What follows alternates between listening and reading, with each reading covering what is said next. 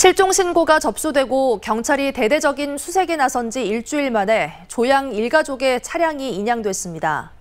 차 안에서 발견된 시신 3구에 대한 신원조사 결과 실종된 일가족인 것으로 확인됐습니다. 우종훈 기자의 보도입니다.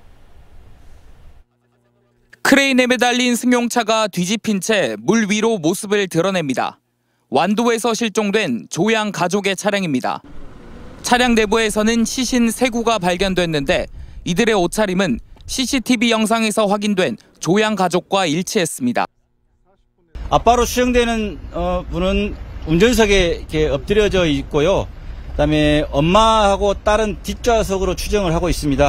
경찰이 시신의 지문을 대조한 결과 조양 일가족과 일치하는 것으로 나타났습니다.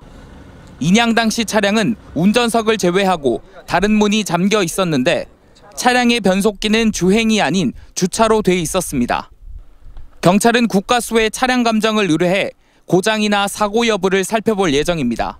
인양된 차량에 대해서도 국가수에 감정 의뢰를 해서 교통사고의 흔적이 있는지 차량에 고장이 있었는지 여부 등에 대해서도 이렇게 명백히 확인할 계획입니다. 경찰은 신원이 최종 확인됨에 따라 우선 시신을 유가족에게 인계하고 정확한 사망 원인을 밝히기 위해 부검 여부를 협의할 계획입니다. MBC 뉴스 우종훈입니다. 실종된 가족이 어쩌다 이런 상황에 빠진 건지 안타까움을 더하고 있습니다. 일가족의 가장은 생활고에 시달리다 형편이 좀 풀렸지만 가상화폐 투자 실패 등으로 재기불능에 빠진 것으로 알려졌습니다. 보도에 김영창 기자입니다. 완도 앞바다에서 주검으로 발견된 가족은 아이가 태어난 뒤 생활고에 시달린 것으로 나타났습니다. 아이가 2살 무렵이던 2013년 7월부터 2016년 12월까지 차상위 계층으로 등록돼 복지 지원을 받은 것으로 확인됐습니다. 당시 가족 월 소득은 차상위 계층 신청 기준에 해당하는 117만 원. 네, 차상위 신청할 때는 그 안에 들어갈 수 있는 정도의 소득 신고였던 것 같습니다. 조양의 부모는 지난 2019년부터 컴퓨터 판매 업체를 운영하면서 그나마 형편이 풀린 것으로 알려졌습니다. 부부가 함께 일하며 아이 교육비도 마련하고 차량도 구입할 수 있었지만 가상화폐 투자에 욕심을 내면서 큰 손해를 보게 됐고 결국 폐업을 선택한 것으로 파악됐습니다. 처음에는 그때부터 티가 났어요.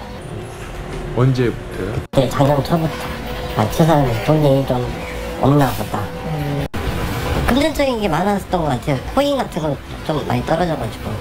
숨진 조 씨는 완도에서 실종되기 전까지도 가상화폐인 루나를 검색한 것으로 경찰 수사에서 드러났습니다.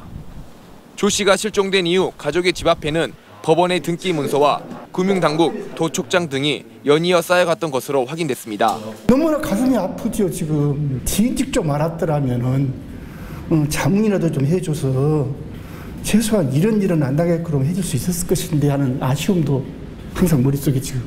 천정부지로 치솟는 물가에다 주식시장이 폭락을 거듭하고 있는 상황에서 제2의 제3의 가족이 발생하지 않도록 사회적 안전망을 다시 점검할 필요가 있는 시점입니다. MBC 뉴스 김영창입니다.